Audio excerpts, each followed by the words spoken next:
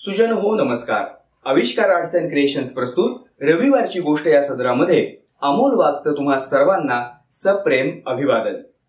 कार्सचं उत्पादन करणाऱ्या general Motors या कंपनीच्या कस्टमर केअर विभागामध्ये एक दिवस एका ग्राहकाची तक्रार आली.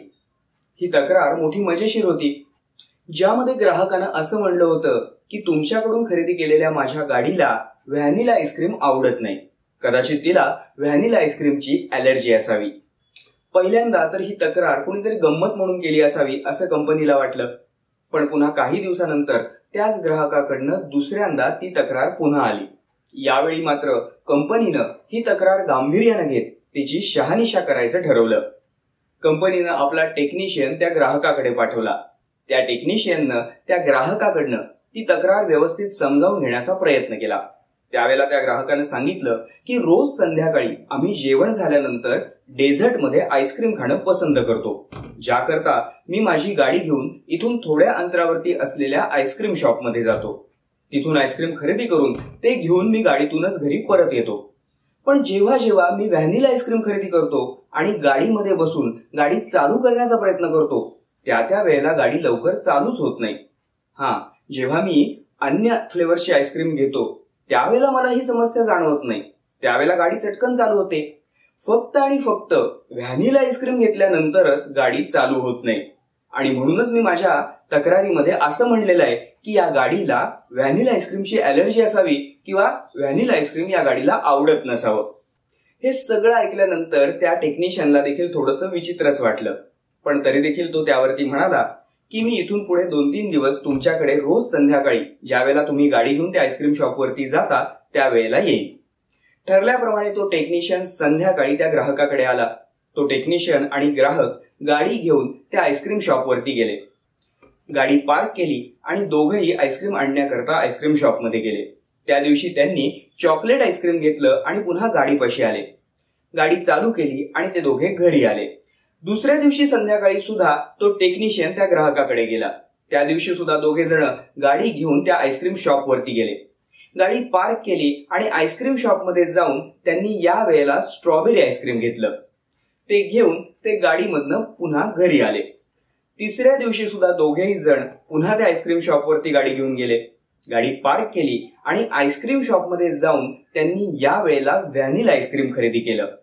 आता जेव्हा ते दोघं जण गाडीमध्ये येऊन बसले आणि त्या ग्राहकाने गाडी चालू करण्याचा प्रयत्न केला त्यावेळेला खरोखरच गाडी चालू होत नव्हती. खरोखरच त्या ग्राहकाच्या तक्रारीमध्ये तथ्य असल्याचं टेक्निशियनच्या लक्षात आलं. त्या टेक्निशियननं त्या ग्राहकाकडून अजून थोडे दिवस त्याच्या सोबत आईस्क्रीम शॉपवर गाडीनं जाण्याची परवानगी घेतली आणि पुढचे काही दिवस तो टेक्निशियन त्या ग्राहकाबरोबर त्याच्या गाडीमधून आईस्क्रीम शॉपवर जाऊ लागला. आणि खरोखरच तसंच घडत होतं. जेव्हा जेव्हा इतर फ्लेवरची आईस्क्रीम ते घ्यायचे आणि गाडीमध्ये येऊन बसायचे तेव्हा गाडी सहज चालू व्हायची, पण व्हॅनिला आईस्क्रीम घेतल्यानंतर मात्र गाडी चालूच व्हायची नाही. दरम्यानच्या काळात त्या टेक्निशियननं आपल्याकडे विविध गोष्टींची नोंद करून घेतली, ज्यामध्ये अगदी साध्या साध्या गोष्टी सुद्धा होत्या. उदाहरणार्थ, घरातून गाडी किती वाजता बाहेर पडली, त्या आईस्क्रीम शॉपवरती गाडी किती वाजता पोहोचली, ती गाडी कुठे पार्क केली होती, आईस्क्रीम खरेदी करून परत निघताना किती वेळ लागला, या सगळ्या निरीक्षणांची नोंद त्याने आपल्याकडे करून घेतली होती. पण काही केल्या कोडं उलगडतच नव्हतं. पण एके दिवशी या सगळ्या निरीक्षणांच्या नोंदींचा अभ्यास करता करता त्या टेक्निशियनच्या एक गोष्ट लक्षात आली. ज्या वेळेला हा ग्राहक व्हॅनिला आईस्क्रीम खरेदी करायचा त्या वेळेला तो गाडीपाशी अवघ्या काही मिनिटांमध्ये परत यायचा, पण ज्या वेळेला अन्य फ्लेवर्सचा आईस्क्रीम तो खरेदी करायचा त्यावेळेला व्हॅनिला आईस्क्रीमच्या तुलनेमध्ये त्याला पुन्हा गाडीपाशी परत येण्यामध्ये थोडा जास्त वेळ लागायचा.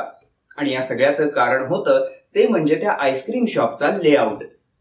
व्हॅनिला आईस्क्रीमला असलेल्या प्रचंड मागणीमुळे त्या आईस्क्रीम शॉपनं त्या शॉपच्या पुढच्या भागामध्ये एक वेगळं काउंटर खास व्हॅनिला आईस्क्रीमसाठी तयार केलं होतं, ज्यामुळे व्हॅनिला आईस्क्रीमला कितीही मोठी मागणी असली, व्हॅनिला आईस्क्रीमसाठी ग्राहकांची कितीही गर्दी असली तरी त्या पुढच्या काउंटरवरनं व्हॅनिला आईस्क्रीम ग्राहकाला पटकन मिळायचं.